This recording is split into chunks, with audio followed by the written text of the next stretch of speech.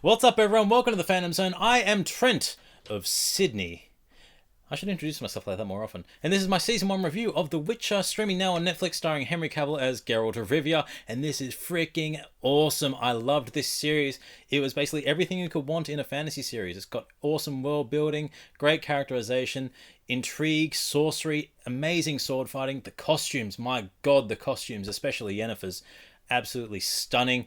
And the music, if you're familiar with the Witcher games, this sounds exactly like the music from the Witcher games, and it is excellent. Now, the story doesn't follow the events of the game, rather it's an adaptation of the novels written by Andrzej Sapkowski, and this particular series adapts a lot of The Last Wish, and it follows a similar structure where we're introduced to the main conflict in episode 1, and the rest of it takes place in flashbacks leading up to episode 8, where we catch up to the main conflict, we learn where the main characters are and where they go. In the book, there's a anchored plot, and then every second chapter or so, it's told in flashbacks. So you've got the main arc, which is focusing in this particular series on Ciri, and how she's escaped Nilfgaard taking over the burning of Sintra. But then the rest of the series is also in the same episodes taking place in the past, where we focus on Geralt and Yennefer and how they come to get to the points that they are, the choices that they make. In the first couple of episodes particularly, it's going to be very confusing, and it was quite confusing to see until I realized what was going on. It was following that similar structure, and it can be very off-putting. But don't let it be off-putting, because as the series progresses, you learn more and more about the lore and the world, and it's highly rewarding by the time it reaches episode 8, and it makes you want more. It makes you want to know more about this world. It is freaking phenomenal. I cannot understate that enough. I loved it, and even just the little intricacies and the themes going on with the episode, it was amazing. Now, Henry as Geralt is just phenomenal. He's imposing, he's stoic, He's a gruff, angry man who's also very wise, and he doesn't let his mutant affliction of being a Witcher affect him. Like, he understands that he's a loner. He didn't have a choice in being a Witcher. And it's interesting to see him interact with different characters, how the world views him. They don't view him very well, but he still does things out of his moral code.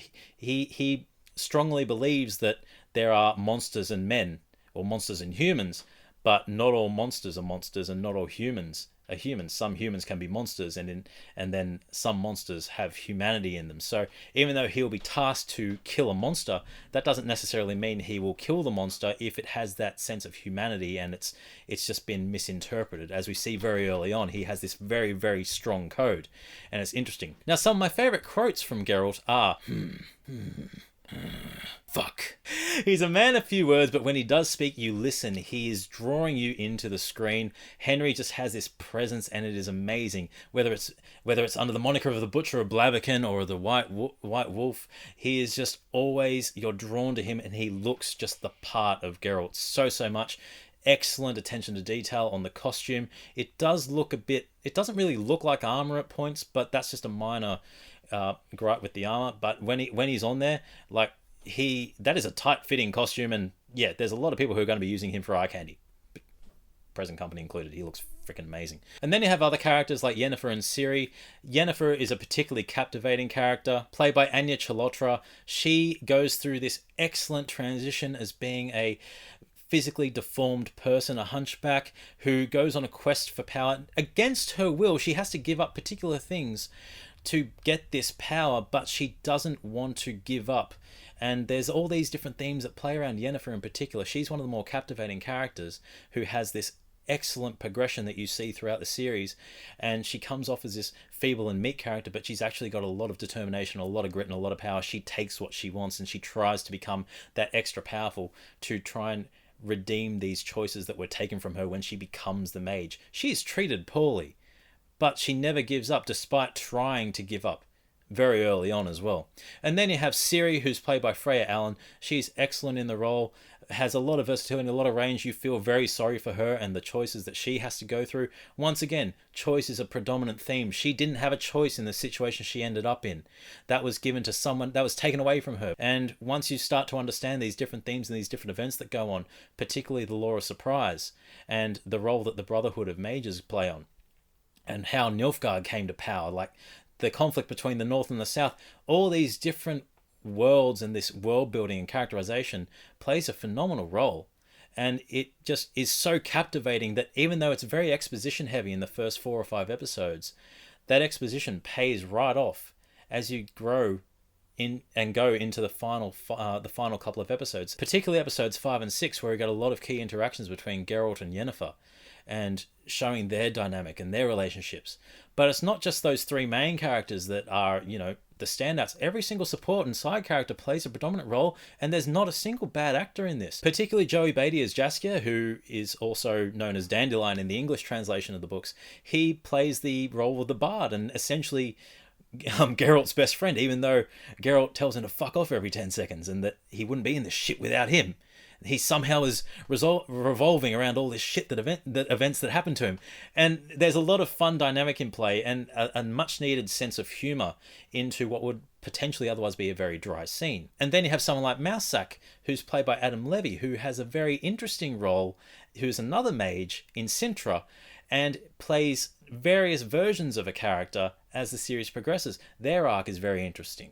And it's very interesting to see how, even though who may be deemed as the good guy at the very start, you start to understand why they may not necessarily be the good guys by the end. All these different events happen, and people want revenge. People want power. They want to build up their army, their nation. Like Nilfgaard, particularly in the early episodes, you don't really know much about them. You know that the main conflict involves them, but you don't know how they get to that point until about episode, I think it's episode 3, where the law of surprise element comes into it as well. Nilfgaard is a laughingstock. The South is a laughingstock. But all these little events involving that humiliation at the banquet, and then a particular mage being sent down to Nilfgaard instead of Yennefer, it all plays into these little character roles that build up this main conflict and have essentially built them to be the big bad villains of the show. And they are freaking powerful. They're scary. And a lot of the creatures, a lot of the monsters in the show are quite interesting. They're not just run-of-the-mill. The designs of them, particularly the Striga or the ghouls, they're all very... They don't look too CGI. It looks like there's a nice blend of practical makeup, obviously with CGI, but the set pieces that they've built are simplistic but effective. Awesome lighting, particularly when Geralt's got his potions and his Witcher senses going. Like, he's got that very pale face with the veins coming down his eyes because he's doped up on potions. It's just really awesome. The fight choreography, excellent, fluid. It's almost elvish, but with a lot of force and a lot of power from Geralt. And then you have Yennefer who's fighting, also very not as fluid, but very strong and powerful. Every character has these different traits that are really awesome, and it makes me love it. The world is interesting. It's not a world that seems like it's over the top for a fantasy world. It seems like it could be very much the Middle Ages.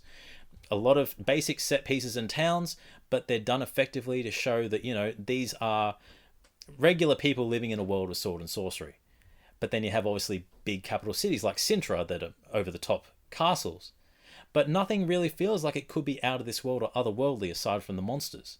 So it's one of those worlds that makes you very welcome into it, and it just feels like it's a lot more political intrigue than, say, something like Conan or Game of Thrones, where it's a lot of sword and sorcery. It's just very character-driven, which is something that I really enjoy, and it's a slow burn, and it's a really good payoff, and it makes me want a lot more going into Season 2 to see where they go. And it makes me want to go and read the rest of the novels as well, aside from just The Last Wish. So that's something that I personally enjoy, that kind of thing. It may not be for everyone, but I strongly implore you that if you are struggling to get through those first 4 episodes, it is not a failure of the actual show. I'm taking it as deliberately intentful to have that sort of structure, to have that big payoff in the final 4 episodes. So stick with it. I almost guarantee, don't take my word for it always, but I almost guarantee that you will thoroughly enjoy this show as it reaches its conclusion at the end of Season 1. But yeah, make sure that when you are watching to always toss a coin at your Witcher, O Valley of Plenty. I'm Trent. Follow our handles at Fandom Zone AUS. Let me know what you thought about the season and the review in the comments below. And as always, keep it nerdy.